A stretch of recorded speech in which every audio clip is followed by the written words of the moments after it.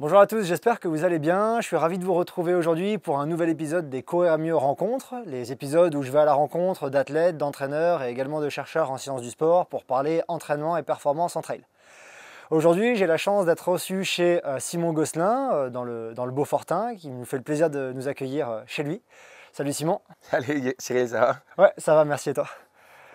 On va parler du coup d'entraînement et on va également profiter de cet épisode pour revenir sur la dernière performance que tu as réalisée, c'est-à-dire le Nice by UTMB 115 km où tu as fini deuxième, c'est ça, derrière Jim. On va reparler un peu de tout ça. Pour commencer, je te propose de te présenter aux personnes qui soit te connaissent pas, soit te connaissent pas assez. Ouais. Est-ce que tu peux nous faire une petite présentation générale de qui tu es sans trop aborder le côté sportif pour l'instant? Alors moi c'est Simon Gosselin, j'ai 28 ans actuellement, du coup je vis dans le Beaufortain. Du coup moi j'ai fait mes études en STAPS, en entraînement et optimisation de la performance sportive. De base je viens plutôt du vélo de route, mais maintenant ça fait quand même 6-7 ans que j'ai basculé dans le trail et dans le ski alpinisme. Donc voilà, moi il y a 6 ans j'ai cofondé avec Thomas Janichon la team Sidas Matrix. Et du coup maintenant je suis de plus en plus indépendant, mais je bosse en tant qu'entraîneur et athlète. Donc aujourd'hui, ton métier à 100%, c'est athlète, c'est entraîneur pour la team Sidas Matrix, c'est ça? Non, là maintenant je commence à être plus indépendant, on va dire. Moi je suis 12 athlètes, okay. Du coup j'ai globalement, je dirais, la moitié de mes athlètes au team.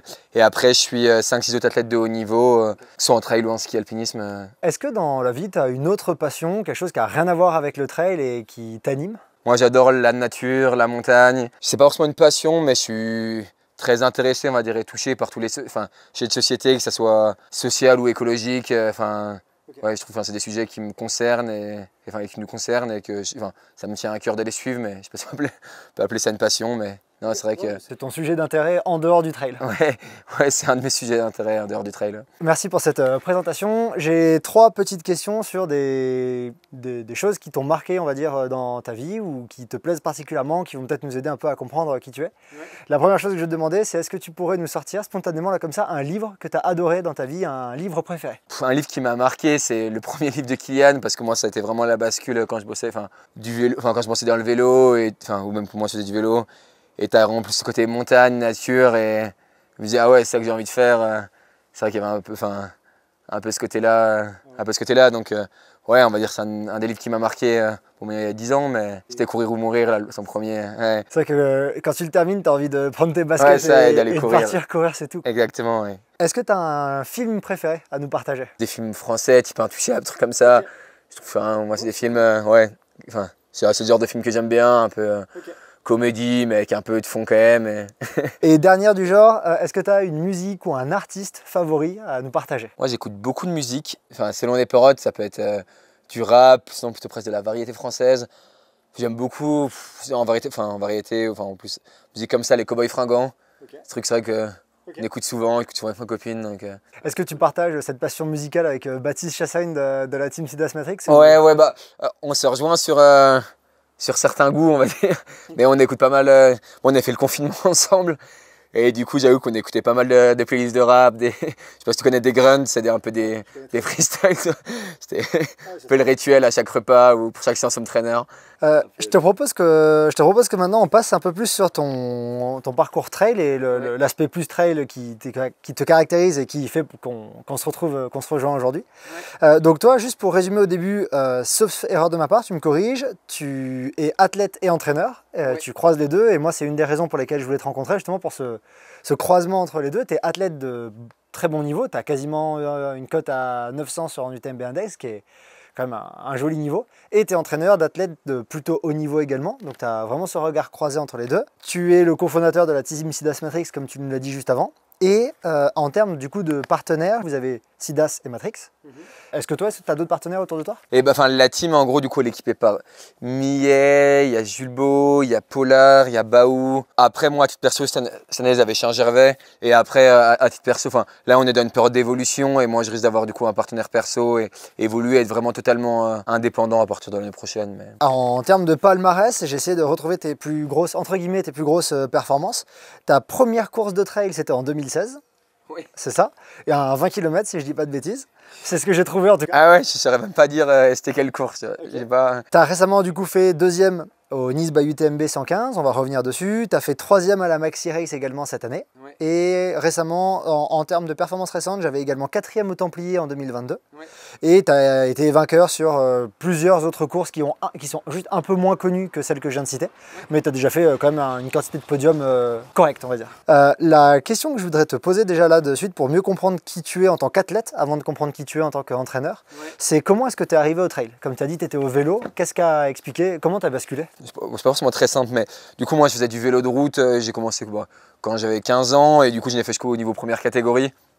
Donc, c'est globalement le plus haut niveau amateur en France. Et en fait, au bout de 2 ans d'études, donc je devais commencer à entraîner. Et du coup, je sentais que j'étais un peu au bout de ce que j'avais envie de faire dans le vélo. Et en même temps, j'avais pas spécialement envie d'entraîner des mecs contre qui j'allais courir. À cette période-là, surtout dans le vélo, il y a vraiment une dimension tactique. En fait, ça m'allait bien de faire quelques années un peu moins haut niveau. Donc en fait, je me suis un peu mis au trail parce que, tu vois, ce qu'on disait avec les romans de Kilian, etc. Et moi, j'habitais à Besançon, mais mes parents sont de Chambéry. J'ai fait collège ici à Chambéry. Du coup, dès que j'y revenais, je pouvais aller faire de la course à pied. En plus que je ne pouvais pas faire quand je faisais du vélo. Je commençais aussi à faire un peu de ski de rando. Donc en fait, petit à petit, mais pendant quand même quelques années, j'ai pas c'était plus un plaisir et j'étais plus du tout dans une volonté de haut niveau. Et en fait, j'avais plutôt envie de faire du haut niveau en tant qu'entraîneur, on va dire. Donc en fait, même les premières années du team, pour moi, j'étais beaucoup plus focus, on va dire, en tant qu'entraîneur. Et en fait, par mon mode de vie, après mes études, je suis allé directement m'installer en montagne. Et en fait, du coup, forcément, tu bosses de chez toi, tu as quand même du temps, donc tu t'entraînes de plus en plus, donc tu as un peu des meilleurs résultats. Notamment après l'année du confinement, où j'ai encore eu plus de temps. Et je sens que j'ai vraiment repassé un palier physique et finalement, tu dis, et du coup, j'avais à nouveau vraiment l'envie de m'investir fortement sur le haut niveau. Et du coup, je dirais qu'en trail, dans ma tête, je fais du haut niveau depuis le confinement, quoi. Okay. Je suis dans une démarche de haut niveau depuis le confinement, donc depuis 2020. Quoi. Ton parcours, il me fait un petit peu penser à celui de Germain Grangier, je ne sais pas si tu as suivi un petit peu, mais qui lui aussi était vélo DN1, si je ne dis pas de bêtises, puis passage au trail il y a quelques années. Ouais, on est quelques-uns à avoir. Oui. Germain, tu vois, je ne savais même pas, mais... Okay. Lui, c'était suite à une blessure qu'il a dû arrêter, okay. Une blessure à l'artère fémorale, je crois, et c'était opération ou arrêt du vélo, et il a choisi arrêt du vélo et il s'est mis au trail. Okay. Est-ce que toi, dans ta carrière de, on va dire pour l'instant, de trailer, donc d'athlète, tu as eu un virage sportif, quelque chose, tu parlais d'un espèce de moment de passage de cap physique il y a 2 secondes. Ouais. Est-ce que toi ça représente un espèce de virage dans ta carrière d'athlète ou pas spécialement? Ou est-ce qu'il y en a un qui existe? Si, moi je pense que c'est clairement un peu l'année 2020. Forcément, je pense qu'on a tous plus eu le temps de se poser, de réfléchir, de voir ce qu'on avait envie de faire. Moi, du coup, j'ai aussi eu le temps de plus m'entraîner. On a fait un confinement avec Baptiste. Ouais, on était ultra sérieux. On était en montagne, on avait nos home trainers. On a fait plein de séances. On alternait home trainer dehors, home trainer dehors, vers chez nous, mais c'était un peu spartiate. Et c'est vrai qu'au final, tu te reprends au jeu. Et moi, en 2020, c'était après, du coup, il y a plus, pas spécialement de grosses courses, mais physiquement, c'est plutôt allé très bien. Et du coup, c'est vrai que moi, ça avait un peu marqué un virage. Et le deuxième virage, je pense qu'il a été pris août 2021. J'ai eu un gros accident de vélo. Et du coup, globalement, de août 2021 à août 2022, j'ai eu du mal au niveau sportif, parce que le temps de se remettre, j'avais pas mal d'opérations dentaires, etc. Et je pense que c'est un peu le deuxième virage, je me suis vraiment dit, ouais, ok. En plus, je me sentais de plus en plus à l'aise en tant qu'entraîneur. Je sentais qu'en fait, je maîtrisais le truc, hein, même s'il faut tout le temps se remettre en question, etc. Mais je sentais que je pouvais en fait m'investir en plus pour ma pratique perso et que maintenant, j'avais la légitimité de le faire pour plusieurs choses, que ce soit en fait parce que maintenant, j'étais reconnu en tant qu'entraîneur ou parce que petit à petit, vis-à-vis de mes performances physiques.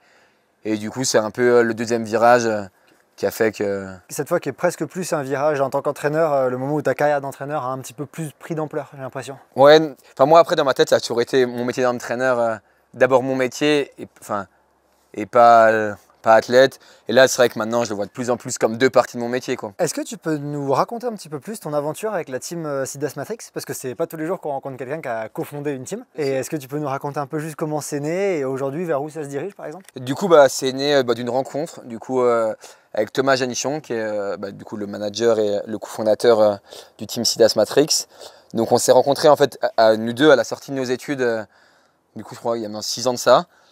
Et en fait, on avait une même vision commune de se dire en fait ce qui existe dans le vélo. Donc ça veut dire une team où vraiment tout est fait pour mettre l'athlète au centre du projet et un peu en fait avec différents partenaires justement qui vont aider l'athlète, différents staffs qui vont aider l'athlète, bah, ça existe moins vu que en fait c'est des teams de marque, donc c'était plutôt d'abord une marque et après des athlètes à côté, même si les athlètes sont forcément aidés par la marque, mais du coup c'était plus en fait une entité indépendante avec donc des athlètes, des partenaires, un staff, plutôt qu'en fait une marque et des athlètes. C'était plutôt du coup ça notre vision, donc en fait c'était vraiment une vision commune.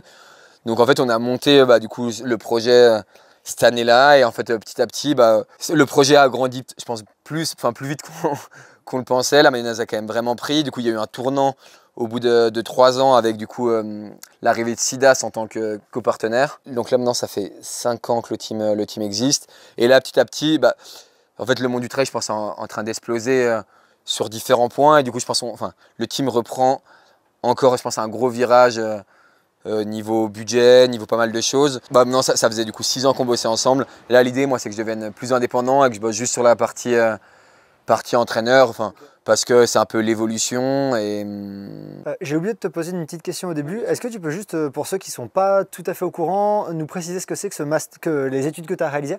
Oui. Parce qu'en fait, peut-être que tout le monde ne sait pas ce que c'est que le Master EOBS, donc juste nous raconter un peu plus. Bon, sinon c'est un master qui fait un focus, on va dire, sur l'entraînement et du coup l'optimisation de la performance sportive, donc c'est son nom. Mais après moi j'ai choisi de le faire à Besançon parce qu'on avait de la chance de pouvoir avoir comme professeur pas mal d'entraîneurs qui étaient déjà entraîneurs à la Française des Jeux, donc en vélo en retour. Et du coup je trouvais ça vraiment intéressant de pouvoir directement échanger avec des entraîneurs sur le terrain. Et c'est ce que je recherchais presque, enfin en tout cas au fil des années c'est ce que je recherchais presque le plus que le côté scientifique au final tu peux avoir dans des livres ou, ou en cherchant toi-même quoi. Et juste pour repréciser ça, tu entraînes à travers toi différents sports en fait, t'es pas spécialisé trail. Tu as fait du vélo si je dis pas de bêtises. Ouais, j'ai fait du vélo, là du coup j'entraîne quasiment plus en vélo. Okay. Mais maintenant là j'entraîne vraiment du coup en trail et en ski alpinisme. Et même en trail, tu vois, je vais entraîner par exemple une Élise Poncet qui fait de la course de montagne et un Baptiste Chasson qui fait un UTMB. Et pareil en fait en ski alpinisme, j'ai athlètes type Rémi Bonnet ou Werner Marty qui vont plutôt faire de l'individuel ou de la verticale. Et des athlètes maintenant comme Baptiste Elmenreich qui sont vraiment focus sur le sprint, donc c'est une discipline de 3 minutes où tu enchaînes les manches. Donc moi je trouve ça trop bien parce que, je trouve ça trop bien en fait de pas m'ennuyer. En fait chaque athlète est différent, on va dire que chaque athlète est différent humainement et comment il va réagir, mais je trouve ça cool d'avoir des projets. Mais toi, tu t'es pas spécialisé en tout cas, et ça c'est quand même assez intéressant et on en reviendra dessus par la suite puisque je trouve ça impressionnant, moi, déjà d'entraîner en ski alpi et d'entraîner en course à pied par exemple, et en plus d'entraîner pour typiquement comme tu disais, Élise Poncet qui font des courses courtes et Baptiste qui veut faire des ultras, et en fait ça tu as des visions qui sont mais des fois presque complètement opposées, quoi, qui n'ont rien à voir sur ce que tu vas leur proposer comme menu d'entraînement. Il y a une question que je pose à tout le monde, c'est peut-être parce que je suis un peu geek de matos trail, mais je trouve que des fois on a des petits chouchous, des petites choses qu'on adore utiliser, et je trouve que ça caractérise bien les athlètes de temps en temps. Est-ce que tu as une paire de chaussures que tu adores utiliser en trail, quelque chose genre ta paire fétiche? Moi je trouve que les Genesis de Salomon, je trouve vraiment trop cool, surtout là maintenant pour les formats que j'ai fait. Ouais, je les trouve à l'entraînement. C'est vrai que je suis. C'est des belles pépites et elles ont accompagné pas mal de grosses performances ces dernières années, sur plein de formats différents, quoi. Tu regardes Courtenay, c'est ce qu'elle utilise, Baptiste, il les a utilisés plusieurs fois. Puis la durabilité, je la trouve vraiment cool aussi. J'aime bien pas avoir d'hyper à l'année. Et c'est vrai qu'avec les Genesis, moi j'en remets quasiment 1000 bornes, donc ça commence à être honnête. Ouais. Est-ce que tu as un aliment en course que tu adores? Un truc que tu grignotes tout le temps? Moi, il y a 2 trucs. J'aime bien les compotes banane kiwi là chez Bao, donc on a accès. Et après moi niveau boisson, j'adore la boisson de Neverseconde.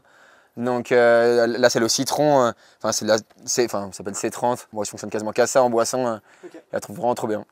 Ton aliment de récup préféré après Nice UTMB, qu'est-ce que tu t'envoies typiquement qui te fait du bien? Au repas, une bonne pizza avec une bière, moi ça me suffit. J'ai l'impression que cette question, j'aurais la même réponse à tous les athlètes, tout le monde me dit pizza, bière, mais ça me va très bien. Un parcours que tu adores ou t'aimes aller t'entraîner, là où tu vas souvent? Ici c'est vrai qu'on a vraiment de la chance, mais j'adore aller sur les secteurs Mirantin, Grande Journée, de faire les deux, on a des crêtes, on peut y aller par des endroits plus ou moins raides, des cavés.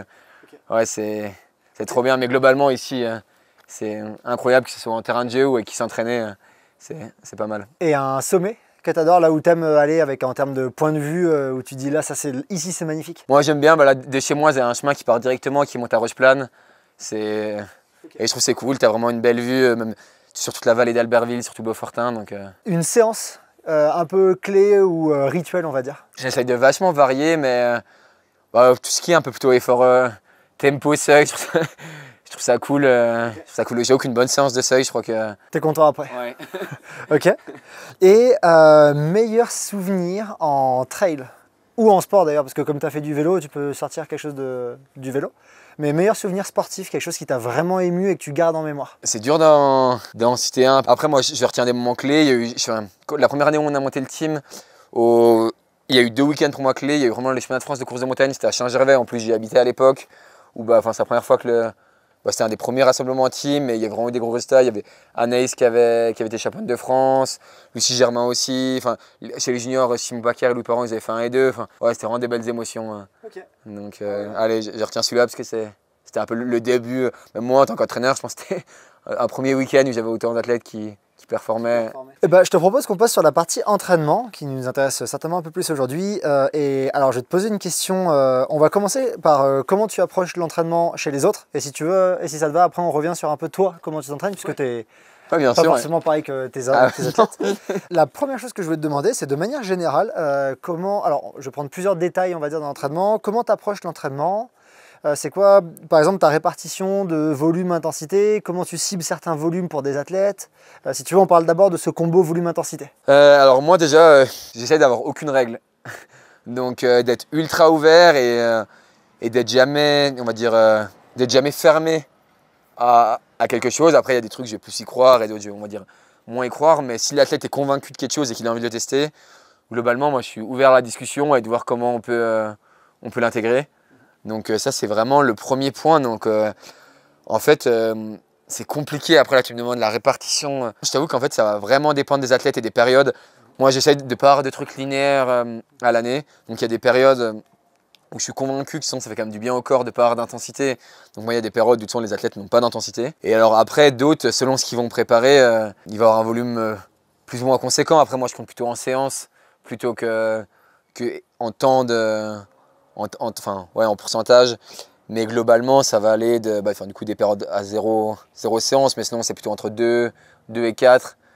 Moi j'aime bien des fois mettre 2 séances dans la journée, je trouve que c'est aussi vraiment intéressant, ou mettre une muscu, une séance. J'aime bien, mais j'ai pas du tout de répartition. Je me dis pas là je suis dans un modèle polarisé, là je suis dans un modèle pyramidal. Enfin là-dessus je saurais même pas te dire. Enfin après si je regarde ce que j'ai mis à l'athlète sur l'année, je vais dire là j'ai fait ça, mais en fait c'est même pas une volonté. Je suis vraiment plus à qu'est-ce qui a marché avec l'athlète avant, qu'est-ce qu'on a envie, enfin tu vois, qu'on en discute, qu'est-ce qu'on a envie de mettre en place, les leviers qu'on a l'impression qu'il y a, et après le feeling semaine après semaine et l'évolution de l'athlète qui vont vraiment faire varier l'entraînement. Mais avant, j'avoue qu'au début de la saison, j'avais déjà un peu le plan à dire là on va bosser ça, là on va bosser ça, là on va bosser ça, et avec telle charge, telle charge, telle charge. Maintenant, on l'a, mais en beaucoup plus flou. Okay.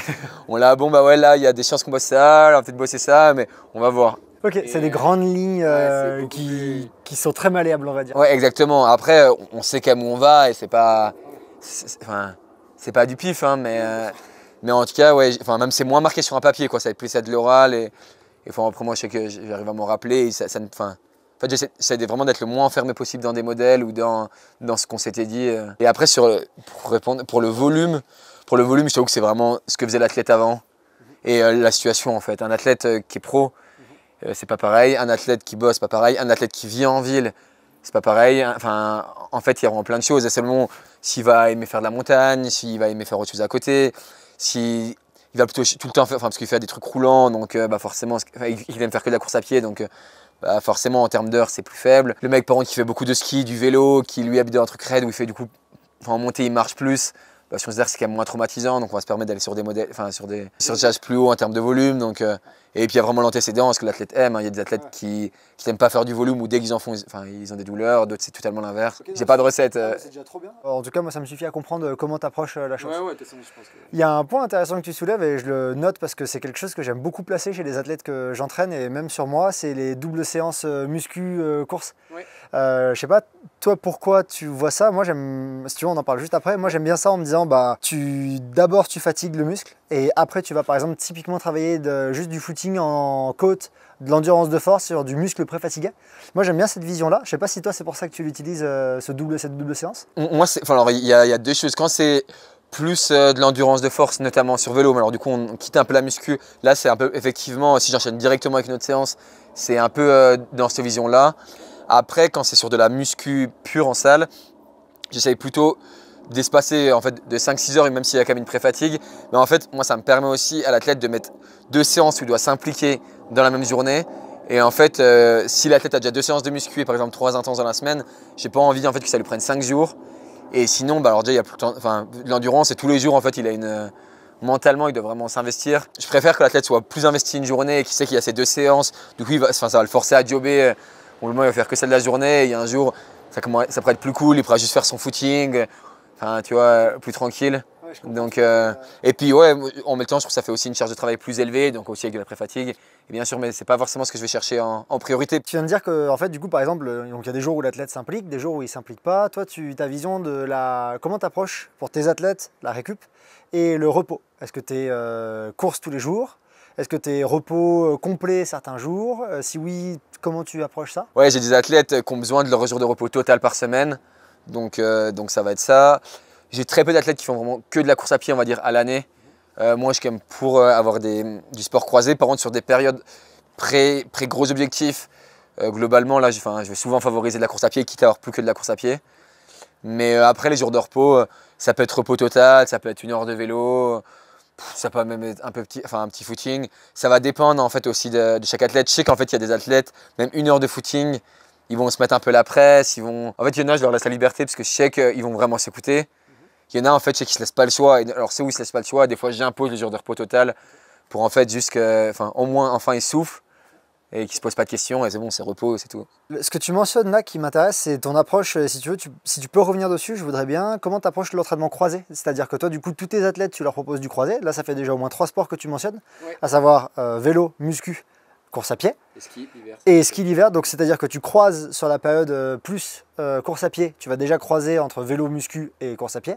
Et en plus de ça, tu leur proposes une période de coupure totale, par exemple, de la course à pied à certains l'hiver. Ouais, bah alors moi, j'aime bien idéalement qu'il y ait des périodes où l'athlète ne court pas ou court très peu à l'année. Donc ça, j'aime bien déjà qu'il y ait des périodes un peu sans sport. Si l'athlète fait un peu de saison, une semaine ou au moins 2 semaines. Avant, j'étais très strict. Maintenant, bon, si l'athlète va faire limite, je lui dis, va en profiter pour faire une rando avec ta copine, bon, sauf si c'est une athlète de haut niveau, mais ouais, avec ta famille. Tu vas profiter d'être dehors, mais plus du tout dans un mode entraînement, vraiment en mode très lent. Et après, comment je le gère? Bah, en fait, ça dépend d'un athlète qui habite en montagne et qui a peu d'objectifs, on va dire, avant mai-juin.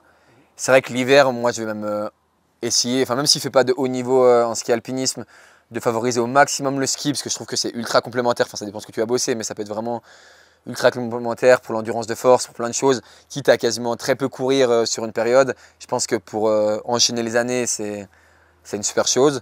Donc ça, c'est un premier point. Après, d'autres athlètes qui habitent plus en ville ou qui montent juste de temps en temps faire du ski, forcément, ils vont continuer à courir plus, parce qu'en plus, l'hiver, le vélo, c'est quand même compliqué. Ou il y en a d'autres qui veulent préparer les crosses. Donc ouais, effectivement, ils vont plus courir. Et après, l'idée, en fait, c'est d'arriver à varier un peu et à rajouter du volume grâce au vélo. Donc sur la majorité, c'est plutôt juste de la récup ou de l'endurance.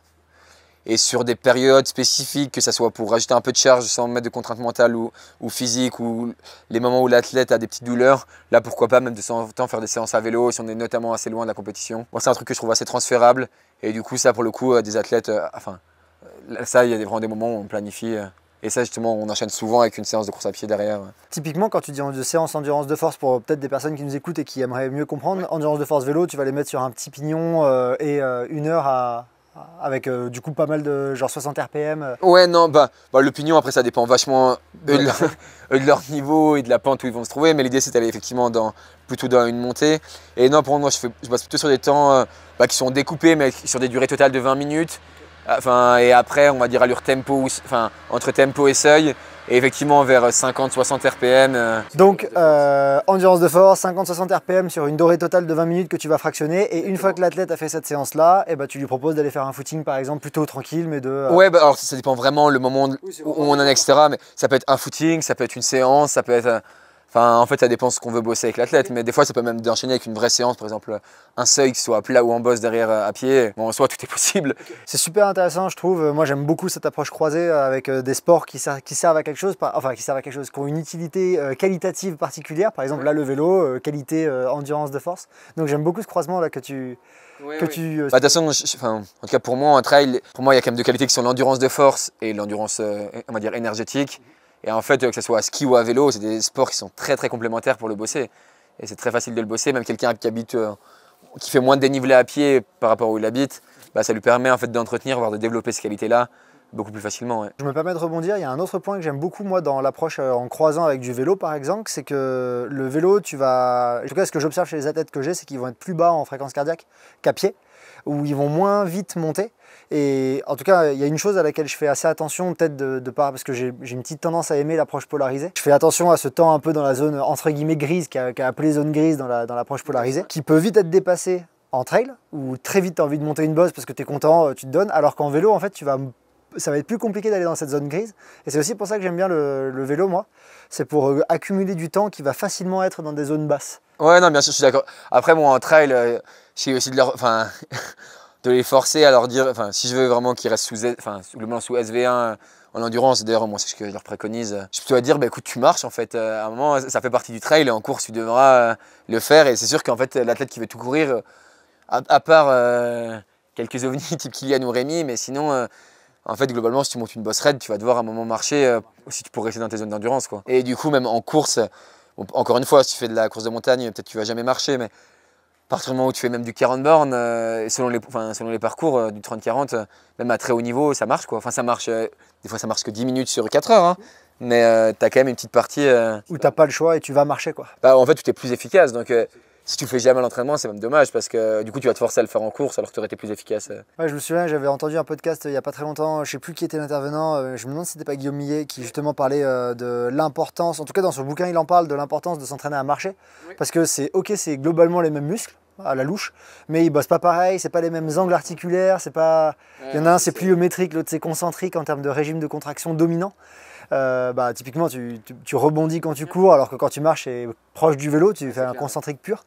Et que c'était en fait un entraînement spécifique que beaucoup d'athlètes oublient. Bah, en fait, oublient ou veulent. Enfin, t'as trop con l'image de se dire putain, je suis collé si je marche, mais enfin, c'est.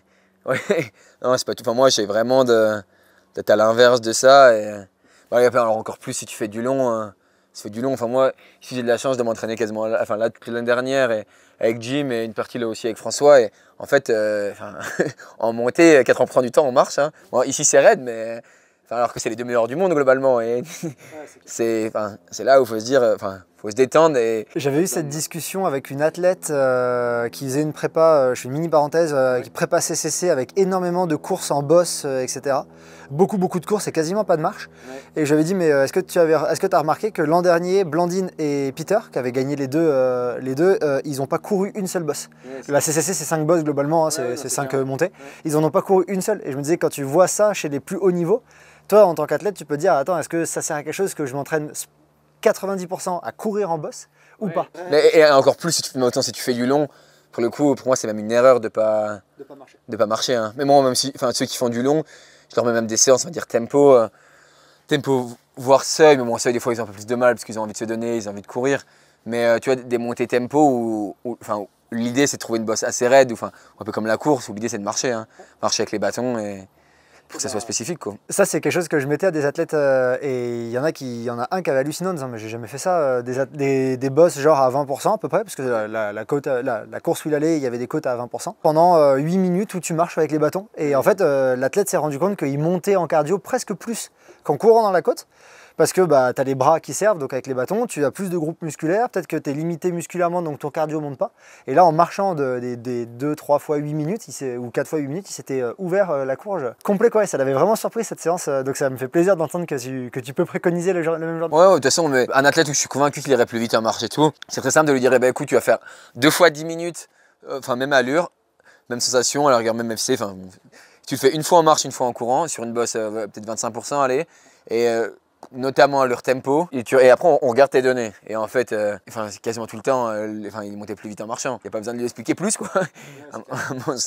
S'il va aller plus vite... Ouais, faut qu'il marche. Ouais, exactement. Il y a quelque chose qui m'impressionne, moi, vraiment dans ton profil d'entraîneur. Tu as 12 athlètes, tu as des personnes, si je prends les deux extrêmes, tu as des personnes comme Rémi Bonnet, Lucille Germain, c'est des exemples qui font du très court, qui performent Ouais, bah, très fort. Lucie, moi, maintenant, plus du long, mais oui, on va dire Élise ou enfin, Anaïs, voilà, qui est en off cette année, mais Donc qui performent sur du super court plutôt, qui s'ils font un 40 c'est très long pour eux. Et à l'inverse, tu as des personnes par exemple comme Baptiste Chassaigne là maintenant, ou comme tu viens de le dire Lucille, qui commencent à monter sur du plus long. Et toi en tant qu'entraîneur, comment tu arrives à switcher entre les deux? Qu'est-ce qui va être ta base de réflexion peut-être pour dire bah lui c'est un court, donc je vais plutôt viser ça, lui c'est un long, donc je vais plutôt viser ça. Est-ce que tu peux nous donner quelques clés de ça? globalement, tu prends bah, quand même les spécificités de la course et ce qu'il va devoir bosser. Et après, en fait, tu prends, on va dire, l'athlète, tu sais, enfin maintenant, notamment tous ceux que j'ai cités, ça fait quand même pas mal de temps que je bosse avec. Et du coup, on commence à avoir des idées sur à quoi ils réagissent bien, à quoi ils réagissent moins bien. Et en fait, au moment où tu croises les deux et l'entraînement est naturel vis-à-vis de ça, quoi, entre les demandes de la course et eux, en fait, ce qui va les mettre en forme et ce qui les font progresser. Et du coup, quand tu as les deux, en fait, bah, ouais, tu te poses. Ça rejoint, je trouve que ça rejoint exactement ce qu'on a dit juste avant qu'on commence cette vidéo, qu'au final, tu as 80% de la recette quand tu regardes la spécificité de la course, tu regardes la spécificité de l'athlète, de quoi il a besoin, c'est où ses points forts, c'est où ses points faibles. Et quand tu croises les deux, bah, là, tu as déjà une énorme base de l'entraînement en fait. Ouais, non, mais c'est clair. Hein, ouais, point fort, point faible, à quoi réagit bien l'athlète, essayer de varier, et justement pas tomber dans des routines pour l'athlète pour continuer à le stimuler, continuer à le faire progresser, mais à la limite, c'est le 20% restant. Est-ce que toi, avec tes athlètes, il y a des marqueurs de forme ou de récupération que tu suis? Je prends un exemple idiot, la FC de repos, la variabilité de la fréquence cardiaque ou n'importe, ou ça peut être une mesure auto-rapportée, psycho. Est-ce qu'il y a des choses que tu demandes à tes athlètes très souvent pour suivre leur état de forme ou pas spécialement? Alors au début, oui, maintenant, beaucoup moins, voire pas du tout. Tu vois, avant, j'avais un truc à remplir, un petit questionnaire, des trucs sur la fatigue et la forme. Il y en a quelques-uns qui me le remplissent encore, mais sinon, je me plus obligatoire et du coup, la plupart ne le font pas et au final, moi, ça me manque pas de temps. Pareil, la VFC, moi, je trouve que c'est quand même, je trouve que ça prend quand même du temps le matin, c'est quand même une contrainte. Et au final, pour des résultats qui sont très bons, mais bon, qui sont pas parfaits et que l'athlète peut réagir. Donc là, je suis plutôt dans une dynamique où je prends. Enfin, où en gros, c'est juste le fait d'échanger, de discuter. Je pense que je commence à avoir un peu une idée de la charge qu'ils font selon les séances que je leur mets, selon où ils en sont dans la saison. Et donc, c'est surtout ça. Là, dernièrement, j'ai un ou deux athlètes qui commencent à avoir le Whoop. Je sais pas si tu vois, il y a pas mal de cyclistes qui ont. En gros, c'est un bracelet que tu gardes à la journée, plutôt un bracelet d'ailleurs. Tu gardes à la journée et du coup, qui est censé te mesurer ta VFC, ton SPO2, pas mal d'infos, ton sommeil. En gros, ta quête d'infos, je pense, c'est un poil moins précis que forcément. Quand tu mesures la vraie, par exemple, mesure de VFC. Mais au final, vu que tu as les données sur 24 heures, bah, tu vois, on a plutôt des résultats qui sont assez intéressants. Moi, je trouve que c'est plutôt pas mal pour les suivre en récup. Et des fois, c'est vrai que c'est moins stressant. Après, je ne conseillerais pas forcément à tous les athlètes. Mais un athlète qui ne va pas spécialement trop regarder, tu vois, au pire, quand on fait le plan, juste avant, il m'envoie ses données du Whoop et du coup, ça nous donne une info en plus. Par contre, bon, l'idée, c'est pas de comment ça s'appelle, de regarder au jour le jour. Sinon, en fait, ça peut te plomber, quoi. Ouais, tu peux trop instrumentaliser ton athlète et après, il pète un câble avec le nombre de mesures qu'il a à faire chaque jour pour juste suivre. Ça, bah, après, pour contre, en fait, lui, il a rien à faire. Donc ça, c'est cool. Ça, c'est vraiment ma volonté. Enfin, c'était la volonté. Mais c'est plus, faut pas que ça la fout trop. Putain, s'il voit le matin que ses valeurs de récup sont faibles, il se dit, alors qu'il se sentait bien, il dit, bah, je vais pas faire la séance. Alors que moi, à la rigueur, s'il se sent moyen, et en plus, ça lui confirme, et du coup, on échange, peut-être on décale la séance le lendemain, là, ça fait sens. Mais s'il se sent bien, en fait, regarde même pas. Enfin, j'ai pas envie qu'il regarde sa valeur presque. Ouais. Et puis même avant une course, je déconseille de regarder parce que tu sais jamais. Après, après course, des fois, c'est intéressant. Bah, là, toi, Rémi, il bosse avec et au final, c'est vrai qu'il il l'est pas regardé avant, mais les 3 jours avant Cierzinal, ça a totalement chuté. Et en fait, il est tombé malade le jour de Cierzinal. Et en fait, c'est comme la VFC, c'est souvent 48 heures avant, ta VFC chute. Mais pour le coup, ce serait très bien qu'il ait pas regardé avant parce que dans tous les cas, il faut les tenter. Et tu vois, au départ de la course, il sentait encore à peu près ok, autant ça serait passé. Ça me fait penser, tu vois, typiquement à la même chose. Kylian, un dernier avant l'UTMB, il avait dit bah, j'étais pas malade, mais ma VFC, elle avait augmenté, et ma VFC chuté, ma VFC de repos, elle avait augmenté. Et en fait, 3 jours après, il avait le Covid, quoi. Donc c'est. Au moins, je trouve qu'avant une course, autant pas regarder et courir de toute manière.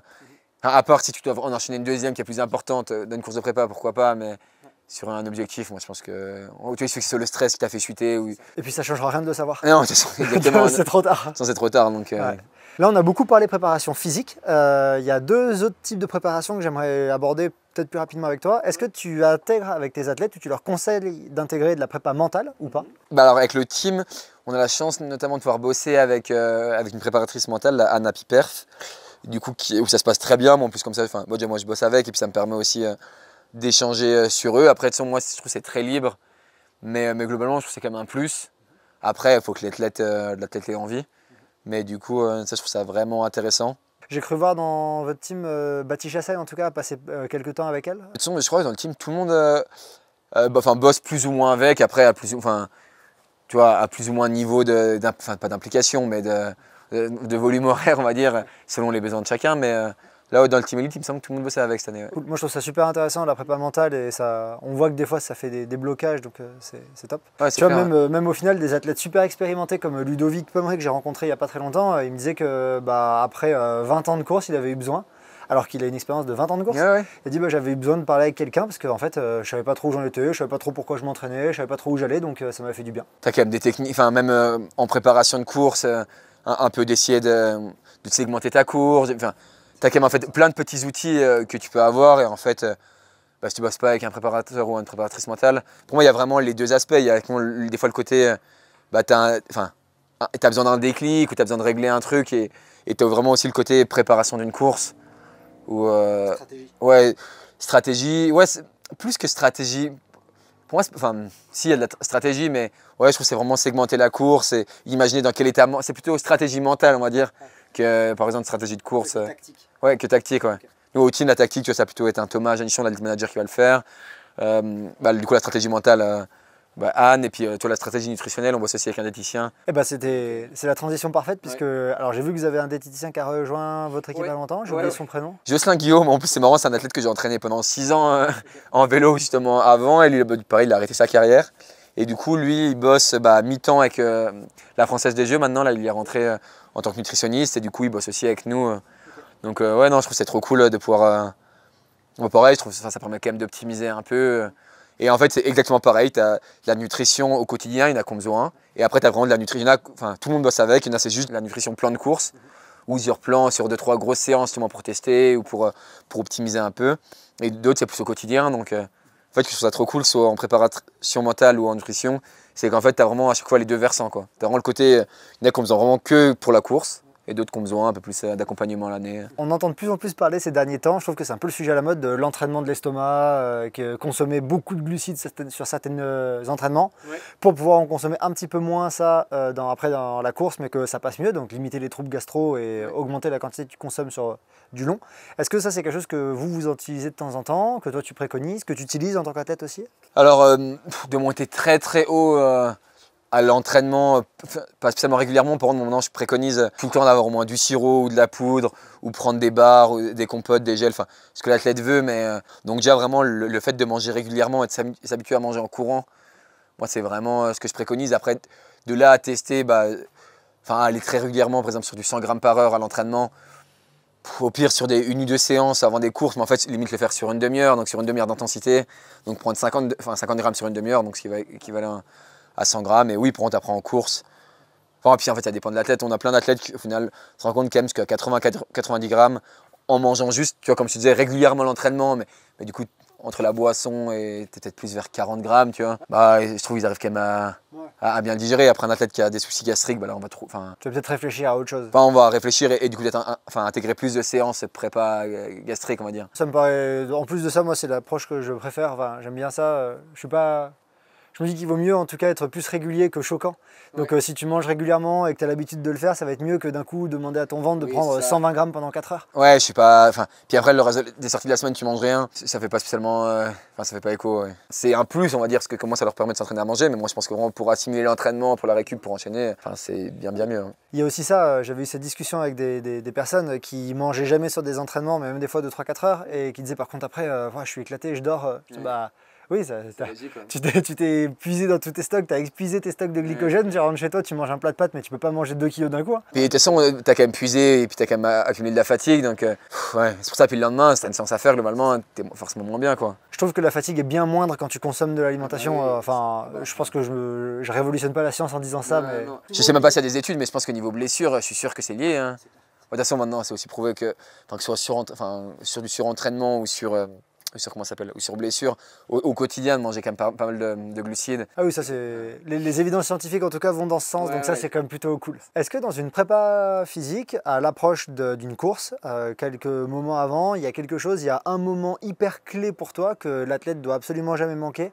Par exemple, je sais pas, un enchaînement de séances clés, un type de prépa clé, ou pour toi ça. Non, non, bah pour moi c'est plutôt la régularité qu'il va avoir même au fil des années, et puis alors prendre un objectif précis, les derniers mois, voire les dernières semaines. C'est le fait d'avoir pu construire un bon entraînement, que ça a été régulier. Et si finalement 2 semaines avant il tombe malade et on ne fait pas le dernier week-end d'entraînement, ça ne changera strictement rien à sa performance s'il récupère, quoi. La dernière question que je voudrais te poser dans cette section entraînement, c'est la question que je pose à tout le monde pour le coup, qui est assez influencée par ce que je fais dans Courir Mieux. C'est quoi pour toi la place de la science dans l'entraînement? Et quand je parle de la science dans l'entraînement, je te propose deux types de réponses. La science hyper pure, les articles scientifiques, les dernières nouveautés publiées, et des choses un peu plus lointaines comme juste ne serait-ce que le suivi des datas, le suivi des... Ah, maintenant il y a plein de datas, je sais que tu utilises Nolio. Donc toi, comment tu utilises cette approche un peu scientifique dans ton entraînement, ou enfin dans l'entraînement que tu proposes aux athlètes? Alors moi, ça ne me passionne pas de lire des articles, après s'il faut je le fais. Non, j'essaie plutôt...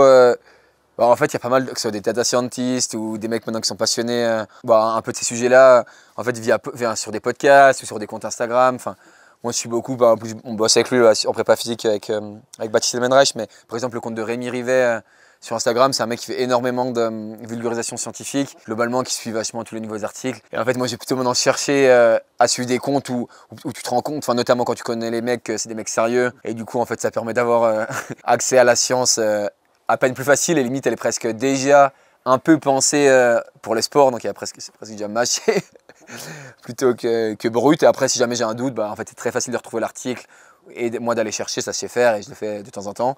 Mais honnêtement, je le fais rarement, pour être... Déjà suivre des comptes qui vulgarisent, c'est déjà c'est de la veille scientifique, hein. En fait, c'est déjà énorme. Et moi, ça m'intéresse. Enfin, c'est plus simple pour moi de le faire. J'ai jamais été le plus assidu à la lecture d'articles. Mais c'est ce qu'on fait, enfin c'est ce que je fais moi pour Courir Mieux. C'était la base de l'idée avec Courir Mieux, c'est je vais faire de la vulga scientifique pour que les évidences scientifiques qui sont des fois compliquées à accéder et indigestes, faut dire ce qui est.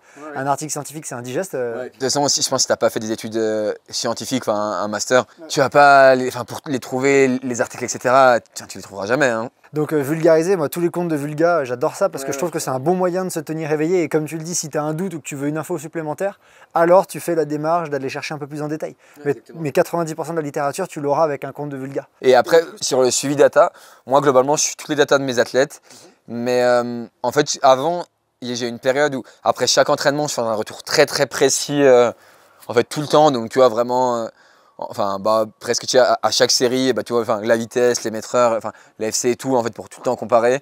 Ça, en fait, j'ai arrêté parce que j'ai lu pas mal d'articles qui disaient justement que même, niveau surentraînement, en fait, faire ça pouvait acheter de la pression à l'athlète, et en fait, que c'était des facteurs qui pouvaient, même finalement, si tu faisais peu d'heures, faire craquer, ou en tout cas, favoriser surentraînement ou de la pression. Donc non, je le fais beaucoup moins. En fait, je regarde toutes les données. En fait, si la séance est bonne, je dis rien, c'est très bien. Si l'athlète me pose une question, il n'y a pas de souci, j'échange. Si l'athlète m'a fait un retour sur la séance, alors j'échange avec lui. Mais si l'athlète m'a rien dit et moi la séance est bonne, je vais rien dire. Après, il y a des séances où je vais être plus attentif, par exemple à l'AFC, aux vitesses, notamment au seuil. Maintenant, j'ai vraiment plus envie qu'il bosse. Si je mets vraiment une séance de seuil basique, j'ai plus envie qu'il bosse au-dessus du seuil parce que je suis persuadé que c'est plutôt. En fait, tu bosses plus ce que tu veux bosser, on va dire. Donc ça, c'est des trucs où je suis attentif. Et si à un moment j'ai l'impression que la tête retombe là-dedans ou est là-dedans, là forcément, je vais lui mettre un warning et je vais lui dire voilà, sur tes séances, j'ai vu ça, je pense que tu l'as fait trop vite. Attention. C'est de l'après, tu me le feras à la main. Donc une certaine veille scientifique grâce à de la vulga et un suivi des datas sur certaines séances clés un peu qui sont importantes, mais moins poussées qu'avant. En fait, le suivi des datas, globalement, moi je vais quasiment le faire une fois tous les 2 jours. Allez, via Nolio, c'est très simple. Je regarde toutes les séances de mes athlètes quand je sais que c'est endurance. À part si le ratio temps dénivelé me paraît ultra bizarre, j'ai comme aller cliquer pour voir s'il n'a pas fait à fond. Mais sinon, j'ai même pas cliqué dessus. Et après, par contre, sur les séances intenses, je vais toujours cliquer dessus, checker que ça va. Mais en fait, je fais plus de retour, le retour est beaucoup moins fréquent qu'avant. Par contre, je m'en sers moins après pour savoir l'état de forme et ajuster l'entraînement, hein. Parce que mine de rien, tu vois quand même un peu si la tête commence à fatiguer, tu as plein de choses que tu peux voir, mais au final que je garde pour moi, parce que finalement, on peut en discuter après quand j'ai l'athlète au téléphone plus généralement pour son entraînement, mais je suppose, en tout cas, je considère qu'il n'y a pas besoin de lui mettre un message pour lui expliquer tout et le surcharger de données et d'infos. D'autant qu'en plus de ça, maintenant, j'ai l'impression que les athlètes, ils ont déjà beaucoup de data avec Oui, toutes les montres. Et eux, ils ont tous accès à Nolio. Hein, et de plus en plus, après, ça dépend des profils, mais il y en a, je sais qu'ils vont voir eux-mêmes leurs séances. Et que là-dessus, ils arrivent à. Enfin, qu'ils analysent déjà eux-mêmes. Donc, Ah ouais, il y a une petite vague, je trouve, dans l'entraînement aujourd'hui qui est à la fois super utile. C'est une épée à deux tranchants, on va dire, qui est à la fois super utile et un peu dangereuse. C'est on a plein de data, donc nous, en tant qu'entraîneur, on peut faire plein de choses super. Ouais. Et à la fois, des fois, tu as des athlètes qui ont une pression avec la data. Par exemple, j'ai un athlète que j'entraîne qui me disait je dois être sur ma fraction, là, j'étais à 3,45, j'étais pas à 3,40, j'étais à 3,45, je sais pas trop pourquoi. Je me disais, mais tu t'entraînes à Nice, ça se trouve, t'as le vent de face, enfin, tu sais, t'as 50 facteurs, et puis 5 secondes au kill. Et selon la journée où t'es, etc. Ça va rien changer, en fait. Et c'est pour ça que je vais plus envie de mettre une pression là-dessus. Parce que si tout le temps je leur fais un retour, eux, ils vont leur faire le mieux possible. Du coup, ça va les pousser à sortir de leur zone. Alors que 5 secondes au kill, par exemple, ne vont rien changer en fait sur la progression de l'athlète. Ouais, et puis il faut mieux que ce soit 5 secondes plus lent, je pense, que plus rapide. Donc, je te remercie, je pense qu'on a bien compris comment t'entraînes tes athlètes. On va passer sur comment tu t'entraînes toi et comment tu t'es préparé au Nice by UTMB. Mais avant, je te propose un petit jeu que je propose à toutes les personnes qui participent à ces Courir à Mieux rencontres. C'est 4 questions de type tu préfères. Je sais pas si tu connais ce jeu, tu préfères.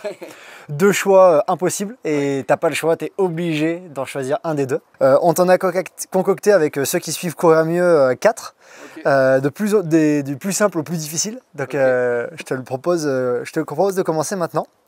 La première, qu'est-ce que tu préfères? Sur tes courses, tu peux manger que du Beaufort, uniquement du Beaufort, mais tu peux aussi en manger en dehors de tes courses. Ou alors, tu peux plus jamais manger de Beaufort de toute ta vie.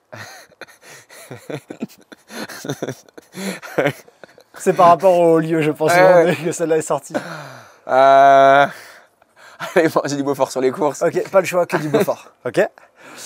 Tu préfères courir plus que des 20 km en compétition toute ta vie ou plus que des 100 km en compétition? 100 km. C'est ton nouveau format de prédilection? Ouais, je préfère, ça me convient bien, même par rapport à ma vision du trail et de l'entraînement personnel, ce que j'aime faire. Quoi. Ok, intéressant. En tout cas, tu en as fait de plus en plus ces dernières années. J'ai regardé un peu ton parcours. Et ouais, là, c'est une volonté maintenant d'aller sur cette distance. Puis tu as eu l'air de te prendre plaisir à la Maxi Race et Nice by UTMB, on reviendra dessus, mais tu as eu l'air d'avoir pris plaisir sur le format en tout cas. Ouais, non, sans tous les formats un peu longs. Enfin, j'en ai fait 4, j'ai fait le Tour de la Grande Casse en 2020 que j'avais gagné. Et du coup, après, j'ai fait Templier, Maxi et Nice. Bon, j'ai juste fait la CCC entre, c'est moins bien passé, mais sinon, globalement, c'est tout le temps bien passé. J'ai refait plutôt des hauts niveaux de performance, presque tout le temps, mais plus haut niveau de performance. Okay. Donc je pense que ça me convient aussi pas mal. Ok. Tu préfères, la troisième, tu préfères courir la Maxi Race, mais il fait maxi moche. Donc pluie, tempête, brouillard, ou courir la Saint-Élion, mais il fait super beau. La Maxi Race. De toute façon, celle-là, elle est impossible parce que la Saint-Élion où il fait super beau, ça n'existe pas. Non, puis moi, je préfère presque le mauvais temps, la canicule. Donc, ouais, clairement. Ok, ça me va. Et la dernière qui va être très difficile à choisir, tu préfères faire une séance de 6 fois 1000 mètres sur piste, mais c'est Jim Walmsley qui donne le rythme, ou 6 fois 200 mètres de D+, mais c'est Rémi Bonnet qui donne le rythme? Je crois que je préfère quand même les 6 fois 1000 avec Jim. Jim, il fait quand même moins de plats en ce moment. Ok, il sera plus facile à suivre. Ouais, on avait fait une séance ensemble sur plat et je suis frais, mais ça allait. Rémi, j'ai aucune chance. Rémi, tu sais qu'il va t'ouvrir quoi. Ah ouais, en boss, c'est même qu'on ne sera pas. Ouais, ce sera pas possible. Ce sera même pas possible. Ok, écoute, je te remercie de te prêter à ce petit jeu. On revient sur la partie entraînement. Est-ce que toi tu veux nous dire de manière... alors ça va être très difficile. Tu peux pas nous le dire parce qu'en fait comment tu t'entraînes ça va dépendre de la course que tu prépares. Ouais, mais est-ce que tu peux nous donner des grandes lignes lignes de toi, ce que tu aimes bien faire à l'entraînement et juste après si tu veux on rentre sur comment tu t'es entraîné pour le Nice by UTMB. Ouais, bien sûr. Et disons en fait je vais t'expliquer moi comment je m'entraîne et peut-être du coup je referai une mini aparté sur le fait de comment... Parce que là, du coup, ça va paraître très différent de comment j'entraîne moi. Mais du coup, je referai une aparté limite là-dessus. T'es libre. Parfait. Ouais, moi, comment je m'entraîne, j'avoue que je planifie peu. Pour être franc, après, parce que j'ai cette liberté, on va dire, et cette connaissance de moi-même. Et je suis aussi vraiment quelqu'un... J'ai besoin, en fait, de ce côté social quand je vais courir et de ce côté vraiment montagne. Et en fait, de kiffer ma prépa. Donc... là, notamment, moi, du coup, ça fait 1 an que je suis dans le Beaufortin. En fait, c'est vrai que souvent, la veille, tu demandes aux copains. Donc, là, cette année, ça a beaucoup été Jim ou Simon Duguay. Vas-y, demain, tu veux te faire quoi? Et en fait, globalement, si ça me paraît pas trop débile pour mon entraînement, en fait, je vais faire ça. Et toi, et des fois, en fait, au bout de 3 heures, on se dit, oh, est-ce qu'on refait 1 heure de plus, 1 heure de moins? Enfin, moi, c'est un truc qui me convient vraiment super. Donc, c'est vrai que sur le papier, en fait, c'est pas... Ouais, c'est vraiment peu planifié. Mais après, globalement, j'arrive quand même à gérer j'essaye, en fait, plutôt gérer ma charge sur la semaine plutôt que vraiment le contenu précis de mes séances. Et maintenant, depuis que je fais plutôt du long, je m'impose une journée où je vais faire 1 à 2 intensités par semaine. Mais sinon, enfin, je vais plutôt être sur du volume et avec pas mal. Après, de temps en temps, ici, on est quand même un peu en zone 2, voire de temps en temps, mais un peu de tempo, des descentes rapides, mais c'est quand même un minimum planifié. Mais bon, on va pas spécial, on va moins le mettre sur du, comment ça s'appelle, sur du spécifique pur, on va dire le spécifique pur. Moi, je vais plutôt le voir comme de la VMA, comme de la VMA VO2 ou comme du seuil, ou PMA, ou du seuil. Et après, bon, forcément, selon les périodes de l'année, il y a plutôt des thèmes, mais moi, je vais plutôt être quelqu'un qui fait qui fait quand même un assez gros volume d'entraînement avec beaucoup de dénivelé à l'année. Et du coup, moins de spécifique. Mais par contre, c'est un gros volume, mais très axé, vraiment sur le plaisir, sur le partage, sur juste le fait d'aller en montagne. Et moi, j'ai de la chance pour habiter ici et en fait, pour faire des parcours de fou, c'est quand même rare qu'on fasse des allers-retours. Et ouais, moi, je sais que c'est un truc qui me convient parce que je m'épanouis là-dedans et ouais, je retrouve le côté nature. Donc, une approche très au plaisir. Ouais, très au plaisir, mais après, en fait, je pense que c'est très certainement biaisé sur le fait que je suis quand même entraîneur moi, que j'ai quand même beaucoup de connaissances scientifiques, etc. Et je pense que j'arrive à prendre du recul et mine de rien, et c'est pas non plus du n'importe quoi.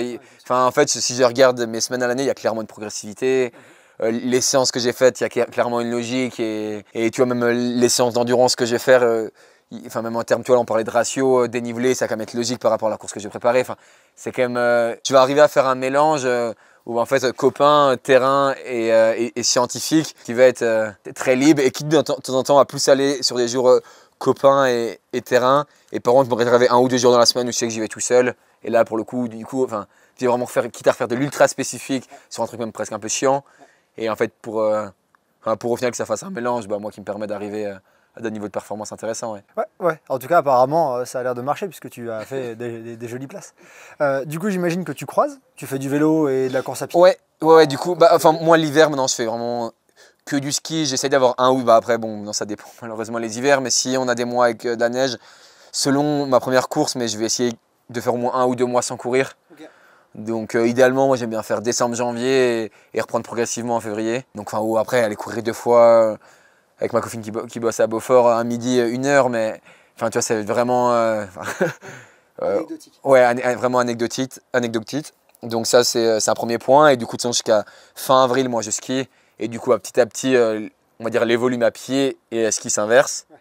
Donc pour voir ça. Et du coup, selon où est placée ma première course, moi, en fait, maintenant, j'ai l'impression que ça me convient quand même pas mal les dernières semaines avant un objectif de vraiment favoriser la course à pied et de très peu rouler. Donc ça va être là-dessus. Et le vélo, moi, je vais plutôt l'utiliser sur les périodes après les objectifs ou sinon en amont des objectifs. Je sais que maintenant, je pense que c'est aussi le fait que j'ai eu un accident du coup, il y a 2 ans. L'été, je trouve qu'il y a quand même plus de monde sur les routes et tout. Les mois de juillet, août, je roule beaucoup moins qu'avant.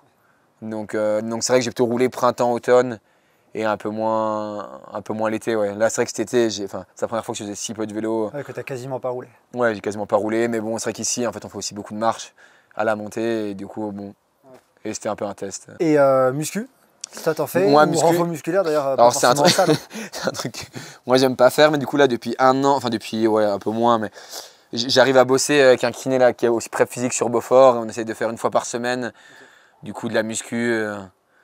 C'est plutôt de la muscu poids de corps ou à peine plus, mais en tout cas c'est pas. Ouais, c'est pas du lourd. Ouais, c'est pas du lourd, mais bon moi ça me fait déjà pas mal et. C'est déjà intégré à ta pratique. Ouais, non, ça fait quand même 1 fois par semaine où il y a quand même ce côté renfort muscu. Et ouais, après je leur disais en fait moi sur des athlètes j'ai aucun souci pour qu'il y ait des périodes où ce soit justement axé plaisir, voir qu'il n'y ait pas des séances jour le jour, mais par exemple qu'ils ont à caler, j'en sais rien, 3 séances d'intensité dans la semaine. Et justement je suis très ouvert à ça parce que moi je sais que c'est un modèle qui fonctionne avec moi et en fait c'est un peu ce que je fais. Globalement je sais que par exemple, je vais caler 20 heures d'entraînement cette semaine, que je vais caler 1 séance d'intensité et et un peu de spécifique à la course, à la rigueur même en endurance. Et du coup, il y a peu d'athlètes qui vraiment réclament ça, mais il y en a qui je sais que ça leur convient, et pas forcément toute l'année, mais sur des périodes, sur des mois. En fait, on va refonctionner là-dessus. Tu vois, quand je dis qu'il n'y a pas de règles, c'est justement ça aussi, en fait. Moi, je comprends tout à fait qu'un athlète n'ait pas envie tout le temps d'avoir un plan au jour le jour et qu'il a envie de retrouver des fois ce côté Bah, c'est vrai que c'est quand même marrant le soir ou le matin, tu envoies des messages avec tes potes, quand tu as de la chance d'avoir des potes qui font du haut niveau à côté et qui sont un peu dispo tous les jours. Vas-y, t'as prévu quoi et tout, bah, allez, vas-y, ça me chauffe, ça correspond bien à ce que je vais faire à peu près, et vas-y, feu, on se retrouve là et c'est parti quoi. Enfin, moi je trouve qu'il y a un côté, en fait, tu rends le truc simple, mais ça veut pas dire que tu fais pas sérieux en fait. Je veux dire que tu rajoutes une dimension bien conviviale qui rend l'entraînement plus agréable quoi. Ouais, et puis moi je trouve qu'il y a vraiment un côté, c'est charge mentale. Enfin, moi la charge mentale est un truc que je prends vraiment en compte sur mon entraînement, pour l'entraînement de mes athlètes. Et en fait, moi ça l'a fait baisser énormément. En fait, je peux faire beaucoup plus d'heures. Le volume que je fais, si je le fais avec une charge mentale plus élevée, donc beaucoup plus cadrée, etc., je pense que je serais cramé, mais complètement. Est-ce que tu peux nous dire un petit peu comment les grandes lignes de ta préparation à Nice by UTMB? Ouais, alors du coup, pour la petite histoire, moi en fait ma prépa était vraiment axée sur la CCC. Donc comme je disais en aparté, j'ai eu une grosse gastro 8-9 jours avant. Et je sais pas si c'est les restes, parce qu'on est plusieurs à avoir eu des problèmes gastriques. Mais au bout de 35 bornes, c'est vraiment dégradé très rapidement là dans la descente du Grand Col Ferret. Enfin alors pour le coup, je me sentais vraiment très bien avant. Enfin j'étais bien parti, etc. Et du coup, d'un coup, bon, globalement, j'ai vomi, etc. Et le bide en vrac. Et donc, 3 bornes après, j'étais où que j'ai abandonné. Je ne me voyais pas faire 60 km comme ça. Bon, il y a quand même un petit versant santé. Je sais pas, je sentais que ça allait pas revenir et que j'allais juste en fait m'abîmer parce que j'arrivais plus à manger, j'arrivais plus à boire. J'avais l'intestin en vrac. Donc, en fait, ma prépa, j'ai plutôt axé là-dessus. Donc, on avait vraiment fait, en fait, à partir de mi-juillet, on avait fait vraiment une prépa commune avec Jim. Je pense qu'on s'était entraîné peut-être 4-5 jours par semaine ensemble. Lui, du coup, pour l'UTMB, moi pour la CCC, mais ça tombait le même jour. Donc, on habitait à 2 km, donc c'était vraiment, puis on est bien potes, donc c'était vraiment parfait. Ça permettait de s'entraîner à deux. Donc, moi, c'est la première fois que je faisais autant de volume à pied. C'était un peu un test. Et lui, c'est vrai qu'aux États-Unis, c'est plutôt comme ça qu'ils font. Et je trouvais ça quand même intéressant, même si moi, je faisais moins de volume que lui, parce que lui, déjà, il prépare l'UTMB, et puis il a plus l'habitude du volume. Donc, l'idée, c'était un peu de trouver le compromis. Donc, c'était vraiment beaucoup de volume à pied, beaucoup de courses à pied. Et c'est vrai qu'exactement une séance par semaine. Donc, plutôt du seuil en boss parce que comme tu disais il y a un peu 5 boss 1, 2, 3, 4, 5 et l'idée c'était vraiment de bosser spécifiquement là-dessus. On a fait une longue journée où on essaie de descendre un peu rapide. C'est vrai qu'on a un peu des descentes qui vont bien vers Beaufort, un peu raide mais où tu peux quand même pas trop technique, où tu peux courir et du coup c'est vrai que régulièrement en fait quitte à des fois les enchaîner en fait pour un peu se fracasser les jambes. On avait fait un peu du spécifique du coup musculaire là-dessus et après juste un ou deux rappels plats que ce soit sur du tempo ou j'ai fait un ou deux rappels quand même VMA juste un peu pour redébloquer la foulée parce qu'il y a quand même 2-3 parties, il faut courir sur la première partie de la CCC, elle est quand même assez roulante. Ouais, il y a quand même, c'était vraiment pas la majeure partie de mon entraînement mais il y a quand même eu des rappels, quelques rappels dispersés on va dire dans l'été pour quand même rappeler que ce soit musculairement ou encore comment faire. Okay. Donc en fait l'idée c'est vraiment d'avoir préparé ça. Et en fait, après, je sais que j'ai pas changé mon programme. De manière, pendant 4-5 jours après la CCC, même si j'ai fait que 40 bornes, j'étais à août, donc je sais pas si c'était un virus. J'ai pas. De toute manière, c'était fait. Et à moi de trouver la cause, bon, c'est bien, mais bon, je sais globalement, c'était une cause externe et que je pouvais pas grand chose. Et du coup, que ce soit un virus, la gastro, j'en sais rien, quelque chose que j'ai pas digéré, de manière, ça changeait rien. Donc j'ai quand même pris mes 4-5 jours de repos. Après moi je partais 10 jours avec ma copine, on faisait un voyage en train et à vélo en mode bike trip. Donc j'ai vraiment laissé ça, donc ça a fait 10 jours où globalement je passais 5-6 jours du coup assez facile pour moi à vélo par jour. Et selon les soirs, selon la motif, j'allais refaire 10 bornes plutôt à plat parce qu'on était en Bavière. Mais où on était de soir, et puis j'ai envie de faire des trucs rapides et de pouvoir faire quelques kilomètres. Donc, vu que je faisais déjà du vélo la journée, ça faisait plus sens pour moi. Ça me permet de faire juste 50 minutes le soir quand on arrivait et après de pouvoir profiter. Mais tu vois, globalement, je faisais moins le job, m'autoriser, on va dire, à plus d'écart. Je suis rentré du coup pile 2 semaines avant. En fait, le week-end où on est rentré, il y avait le cavi du Mirantin, il y avait un peu tous les potes du coin qui le faisaient. Donc, je me suis dit, allez, c'était pas tout spécifique à Nice, mais j'ai pas fait d'intense un peu la CCC. Je me dis, allez, c'est le moment. J'ai vraiment plus envie d'être dans un truc trop sérieux. Je m'étais vraiment impliqué pour la CCC et du coup, j'ai fait ça. Le lendemain, au final, on était plein de potes à faire une sortie longue. Au final, on s'est retrouvé à faire 8 heures avec François. En fait, je me dis, globalement, là, ce week-end, maintenant, on est 2 semaines avant. Et après, en fait, vu que j'ai moins couru, j'ai juste fait 10 jours où je courais et sur des parcours assez roulants, vu que Nice l'était. Et je me sentais très bien dans le raid par rapport à l'entraînement de l'été et par rapport à où on habitait. Donc, en fait, juste les 10 derniers jours, j'ai fait globalement, j'ai couru un peu tous les jours, mais pas longtemps pour faire baisser la fatigue, un ou deux rappels d'intensité et c'est tout en fait. Mais c'est vrai qu'avec beaucoup moins de prise de tête, le week-end avant, il y avait l'Ultra Spirit organisé par François Den, où du coup là j'étais bénévole 2 jours, donc tu vois, j'aurais pas fait spécialement ça avant la CCC. C'est vrai que c'était marrant, du coup, j'étais plus dans un truc, je sentais qu'en fait j'étais plus capable de mettre le même niveau d'investissement. Et au final, en fait, je suis arrivé avant la course ultra détendu. Même si je suis pas quelqu'un de très stressé, mais alors j'étais vraiment plus détendu qu'avant la CCC. Limite, je me sentais un peu moins en forme. Mais bon, finalement, sur du long, ça a pas mal déroulé.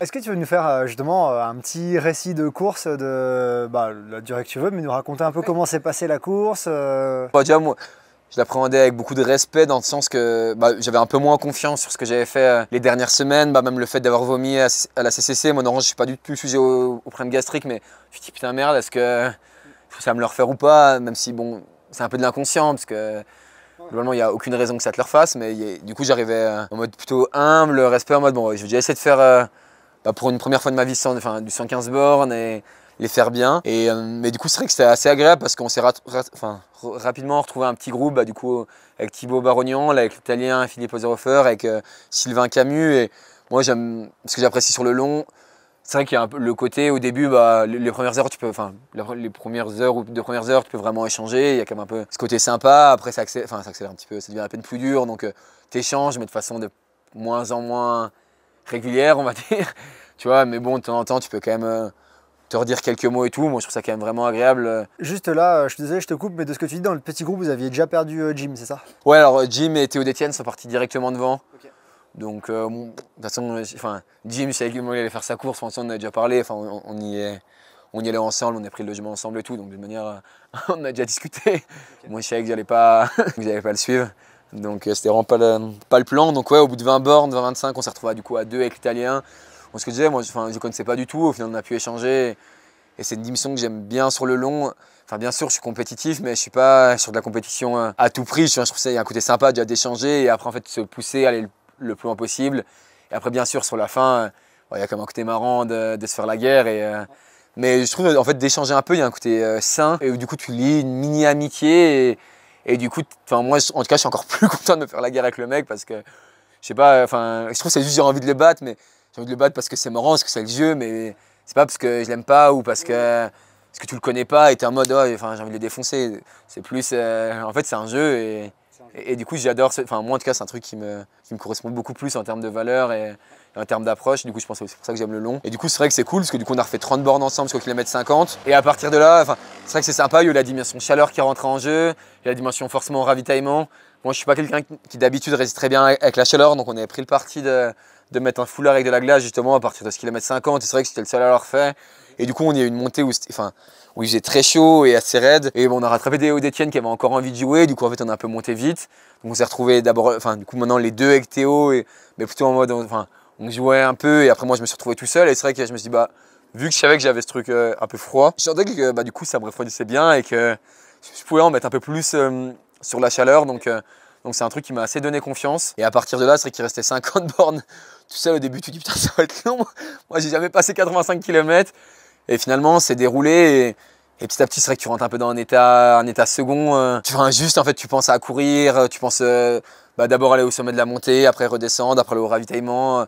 Faire les choses bien au ravitaillement, retrouver les copains, la copine, mais en mode faire les choses le plus efficace et sur ce que tu as besoin.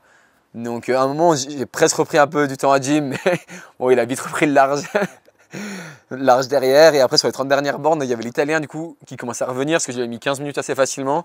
Et petit à petit, j'ai l'impression de continuer à avancer et il continue à me reprendre du temps. Donc ça m'a forcé les 10 dernières bornes. J'avoue que j'ai pas profité là sur la promenade des Anglais. Je me suis mis minable. Je crois que j'ai acquis à 3,30. J'ai vu qu'il y avait un peu du monde, des spectateurs et des gens qui se baladaient, des touristes. Il ne voyait plus rien derrière. Et c'est vrai que tu es un peu moins lucide. Du coup, j'ai un peu fini à fond. Mais du coup, c'est bien parce que tu finis, t'es content d'avoir fini et tu dis que tu aurais difficilement pu faire plus. Donc ouais, je trouve que c'est vraiment cool parce qu'il y a vraiment eu la phase un peu tout en mode discussion entre potes. Après la phase petit à petit, chacun se met dans sa bulle. Et après la phase guerre contre soi-même. Et puis même à la fin, remettre vraiment adversité et se refaire la guerre. Comme il y a eu, il y a eu ces deux phases-là. Une fois dans une bosse, on s'est fait la guerre. Et après, une fois, là sur la fin, on va dire plutôt à distance. Mais du coup, je trouve que c'est cool parce qu'il y a vraiment eu un peu tout le condensé de moi, ce que je peux aimer dans le trail et dans la performance et qui font que tu es fier de ta performance, tu es content de ta course parce qu'il n'y a pas que de la performance et du coup je trouve que C'est presque tout ce que j'aime au final maintenant dans le long. Et... Du coup, dans ce que tu racontes, Jules, j'aime bien ce que tu dis, parce que tu étais en train de te faire la guerre à distance avec Philippe. Ouais. Et tu étais plus dans une approche de faut pas qu'il me rattrape, donc de fuite de Philippe que d'essayer de rattraper Jim. Tu t'étais dit qu'il était devant, tant pis. Ouais, bah après, au ravito, du coup, bah, en plus, on a des potes en commun qui nous disaient, bah, à un moment, il me disait que je reprenais un peu de temps. Et après, rapidement, ils m'ont dit, ah bah là, là il a repris 5 minutes. Direct, globalement, je me disais, si, enfin, bah ouais, ça m'étonne pas, moi, que j'ai repris du temps sur une partie, parce que je suppose que vu qu'il était un peu parti vite, il gérait, et puis bon, il est quand même de la marge. Mais tu sais, on va forcément m'entraîner avec lui, de toute façon, je sais que, enfin, moi, je vais pas dans le même cours, hein, moi, j'ai aucun souci. Là-dessus, enfin, on n'est pas dans la même catégorie d'athlète. Enfin, lui, de toute façon, je pense que c'est le meilleur mondial ou dans les 2-3 meilleurs mondiaux.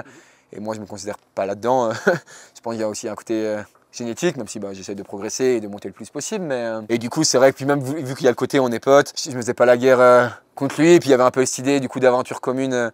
L'année suivante, il y avait 2 places pour la Western States. Et du coup, lui, dans tous les cas, il voulait y aller. Et si jamais j'arrivais à faire 2, bah, l'idée c'était d'y aller ensemble, d'aller refaire une prépa commune et de refaire 2-3 mois chez lui, mais justement cette fois-ci à Flagstaff. Bah, c'est vrai qu'en fait du coup on n'était pas, enfin vu que c'était un peu un projet commun, moi dans ma tête, au débat, j'avais un peu plusieurs niveaux d'implication. D'abord c'était de faire un 110 bornes, de le faire de façon propre et être fier de moi à la fin. Après pour l'instant j'avais pas encore ma qualif pour les courses de l'UTMB l'année suivante, donc ça fallait juste faire un index, c'était 800. Donc normalement, bon, c'était assez compatible avec le premier. Et enfin, le dernier objectif, c'est le ticket sur le Western.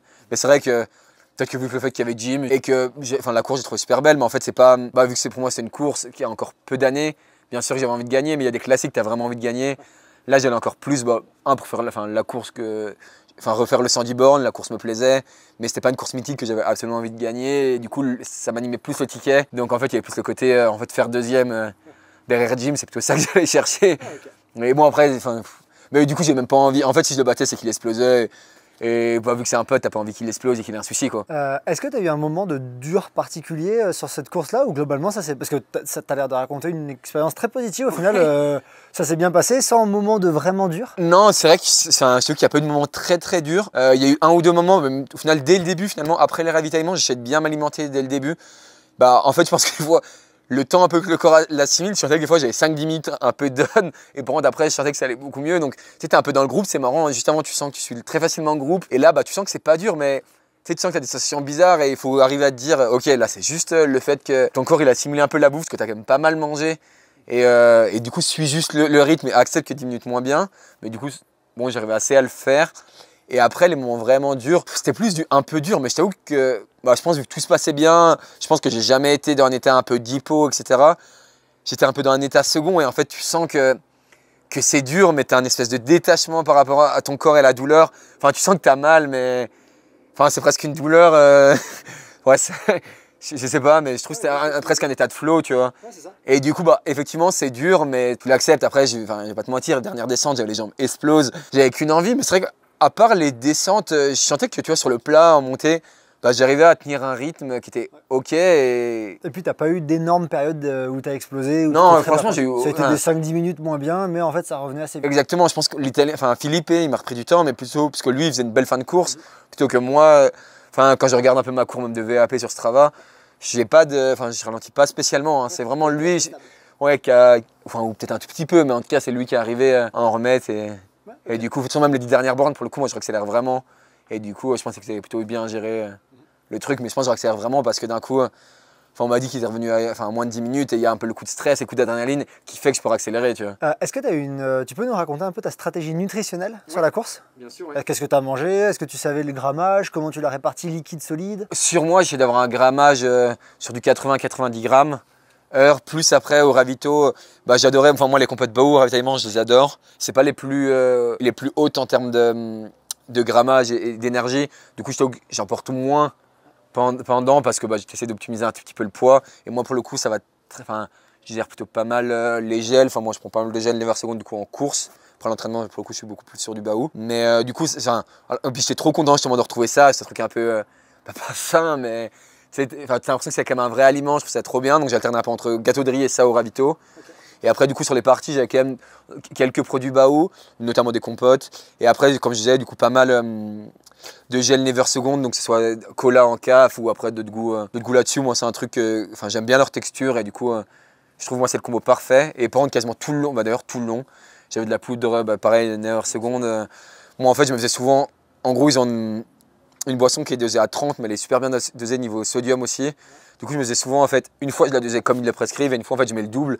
Enfin, un truc qu'on est battu. Je sais qu'il fait pareil. Enfin, ouais.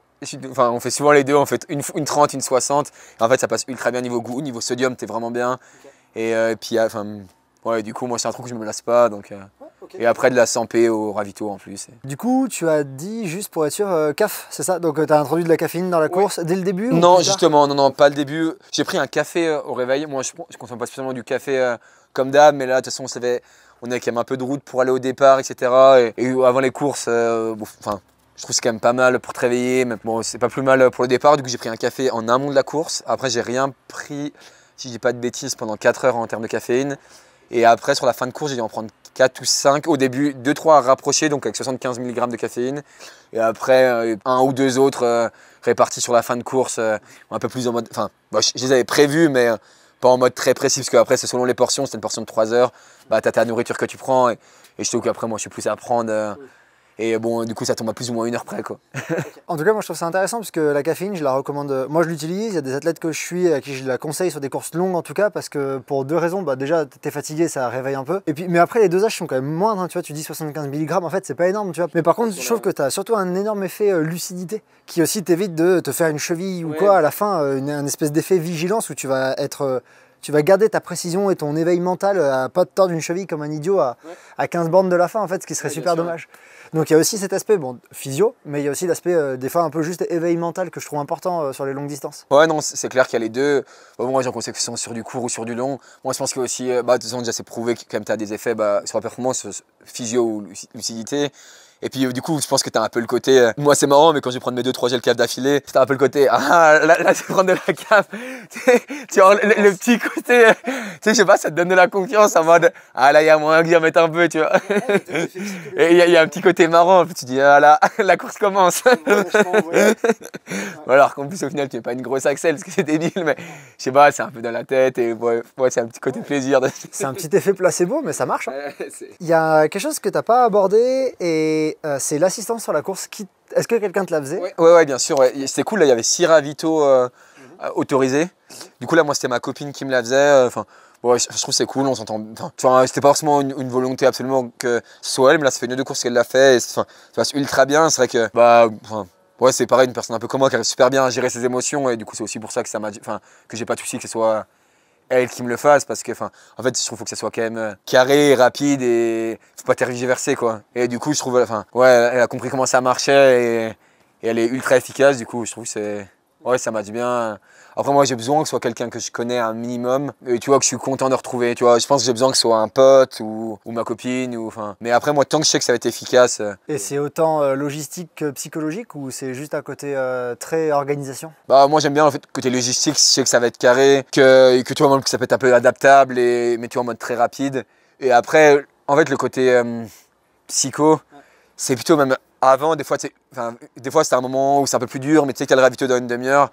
Tu dis ah c'est cool, bah, par exemple je sais que je vais retrouver ma copine, je sais qu'en plus qu'elle va me proposer ça va être quoi, genre tu vois de la 100 Pellegrino fraîche quand il fait super chaud.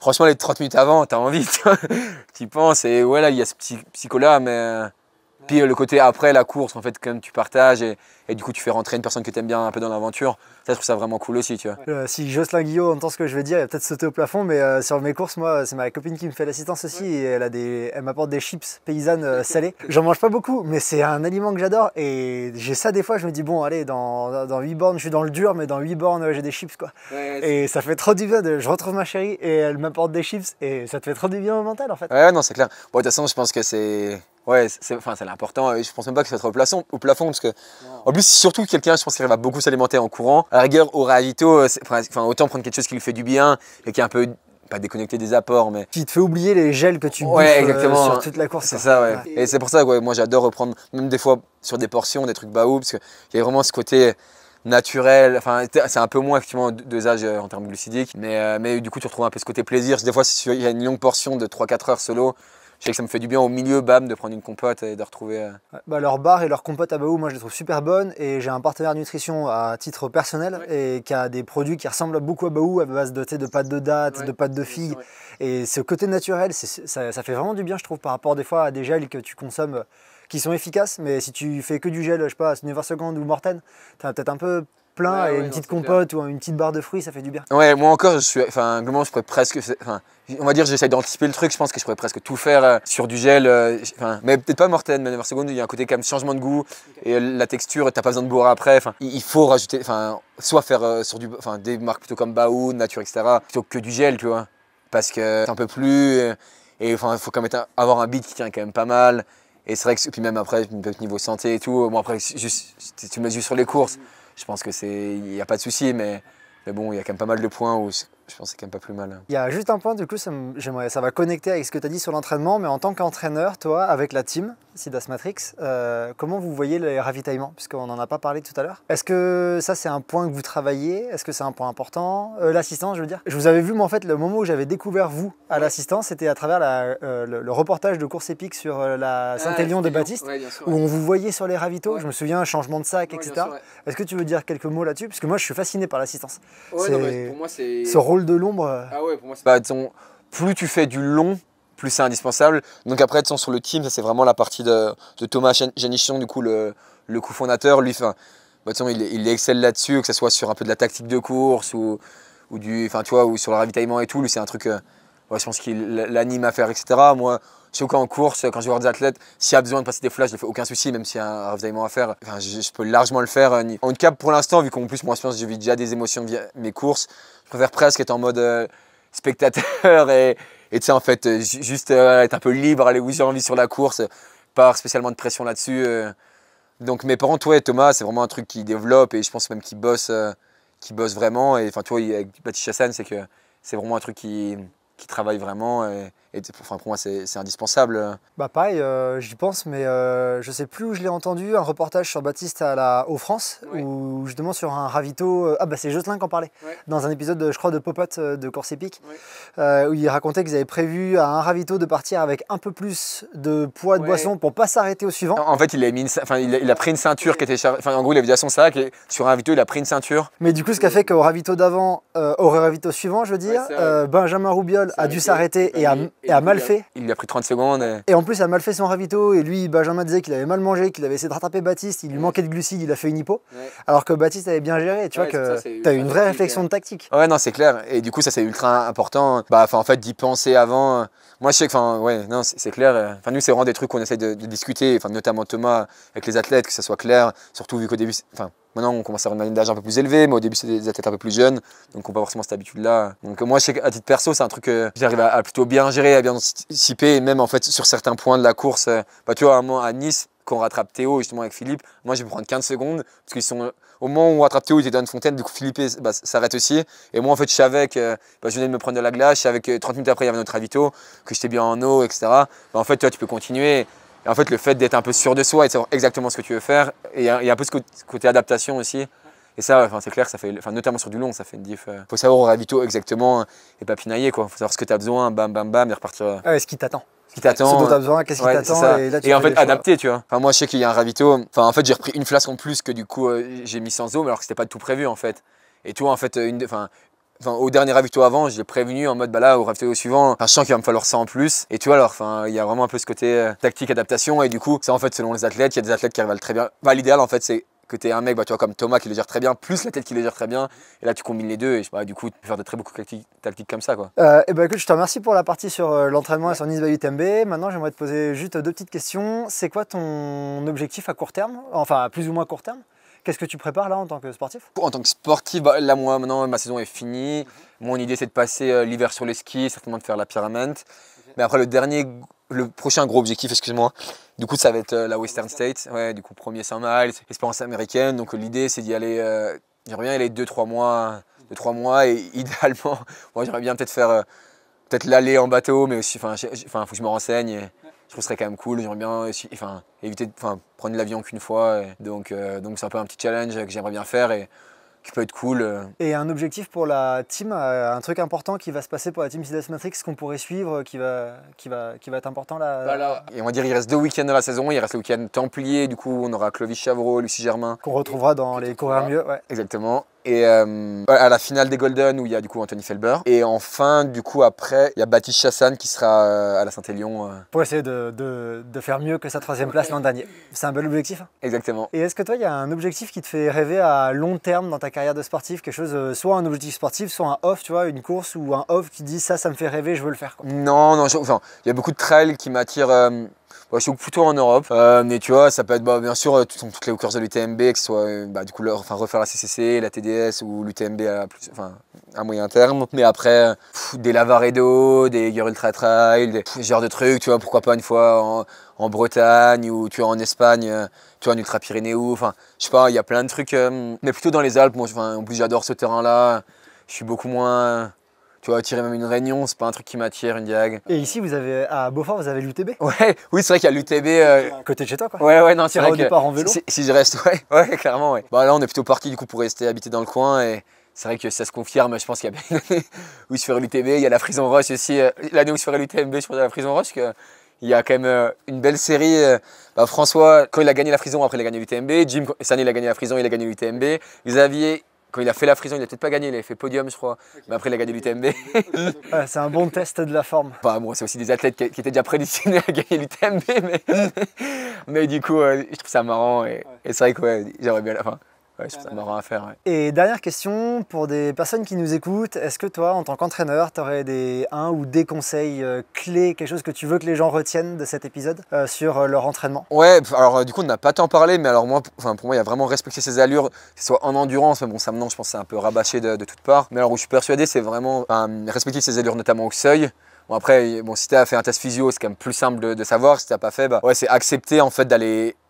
Il faut mieux aller à peine moins vite au seuil pour moi, enfin que ce soit au seuil ou à VO2 d'ailleurs, à peine moins vite qu'à peine trop vite. Je pense qu'il faut arrêter l'idée de se dire qu'il faut finir toutes les séances à bloc. En fait, l'idée c'est que, moi je pense que tu travailles mieux quand quasiment toutes tes séances, tu peux refaire une ou deux séries, tu vois, pour le dire très simplement, plutôt que l'inverse. Et à la rigueur, si tu veux rendre ton entraînement plus dur, moi je suis plutôt du parti. Après, encore une fois, on a vraiment parlé d'individualisation, donc je me permets de donner un conseil plutôt comme ça. Mais d'allonger, on va dire, les durées d'intensité plutôt qu'augmenter l'intensité. Parce qu'en fait, souvent, ça va te faire passer au-dessus de certaines zones physiologiques. Et du coup, tu vas plus bosser ce que tu veux. En fait, du coup, c'est cool, hein, tu vas plus vite, mais globalement, tu développes plus les phénomènes physiologiques que tu bossais. Donc ça, c'est un premier point. Et le deuxième conseil, pour moi, c'est vraiment, écouter sa charge mentale, et la respecter, et plutôt essayer de la diminuer. Du coup, en fait, c'est aussi un espèce de respect du corps et s'écouter soi. Et du coup, en fait, ça peut être vraiment sur plein de points. Donc, ça peut être à l'entraînement. Donc, s'écouter, c'est l'impression d'en faire trop, que tu n'as plus envie. Et en fait, pas hésiter à finalement en faire moins, pas hésiter à décaler une séance ou à annuler une séance. Moi, franchement, tous mes athlètes de haut niveau qui performent le mieux, qui sont réguliers, ils font tout ça. Hein. Il y a des moments, en fait, il y a une séance qu'ils ne la font pas dans la semaine et on en parle, il n'y a aucun souci. Parce qu'en fait, fatigue pour 1000 raisons, que ce soit juste sommeil ou un truc qui est passé dans leur vie qui n'est pas cool, que ce soit être au boulot, pour ceux qui bossent. Et ça, moi, je pense qu'il faut vraiment le respecter. Que ce soit, en fait, éviter de trop se poser de questions, que ce soit sur la nutrition ou sur plein de choses. En fait, déjà, juste respecter les bases et s'écouter et avoir une alimentation plutôt saine, et en tout cas sur les légumes, etc. et sur un maximum de trucs plutôt tendre vers du bio et sur des trucs qui vont t'amener des nutriments, mais plutôt que. En tout cas, il faut mieux manger que moins manger. Moins manger, je pense que globalement, on est très très très peu à avoir une balance calorique déficitaire. L'inverse, balance calorique positive. Ouais. Donc globalement. Surtout quand tu fais du long. Ouais, c'est ça, mais en vrai, dès que tu es à 10-12 heures d'entraînement par semaine et que tu manges un peu bien, justement, donc tu manges pas forcément des aliments très très caloriques, en tout cas pas que des aliments caloriques, faut vraiment manger à sa faim et il faut mieux être en balance un petit peu positive que l'inverse, que franchement, globalement, à court et moyen terme, tu te crames la gueule et ça y est. Donc ça, c'est vraiment les deux conseils. En fait, pour moi, c'est un peu tout relié à la charge mentale et à s'écouter et à se mettre à un niveau de. Faut quand même vraiment savoir s'écouter et pas se dire putain là, je vais manger une salade ce soir ou là, je vais rajouter un entraînement pour mieux se détendre. Ouais, c'est ça. Fais-le avec plaisir. Sois content d'aller manger, sois content d'aller t'entraîner. Et au final, c'est souvent comme ça que tu marches. Et si tu sens que tu as encore une marge de progrès, alors pourquoi pas optimiser un ou deux trucs, mais Mais en tout cas, enfin, sur la bouffe, je limiterais quand même, même pour optimiser. Il y a juste une chose que, et je serais très court là-dessus, mais tu vois, en muscu, ils ont eu un virage il n'y a pas très longtemps où ils ont arrêté de bosser en RM, en pourcentage de RM max. Et ils ont commencé de plus en plus à bosser en pourcentage de répétitions en réserve. Ouais. Dire, bah là, j'en fais 4, mais j'en ai 2 en réserve. Et ça me fait penser à ça, ce que tu m'as dit sur la séance de fractionné, par exemple. J'en fais 12 fractions, mais je peux encore en faire 4. Plutôt que j'en fais 12 et je peux pas en faire 13. Quoi. Exactement, ouais. Ça m'a fait penser à ça. Peut-être que c'est un virage qu'on va vivre dans l'entraînement d'endurance d'ici quelques ans. Bah après, en fait, c'est l'idée de respecter sa zone, quoi.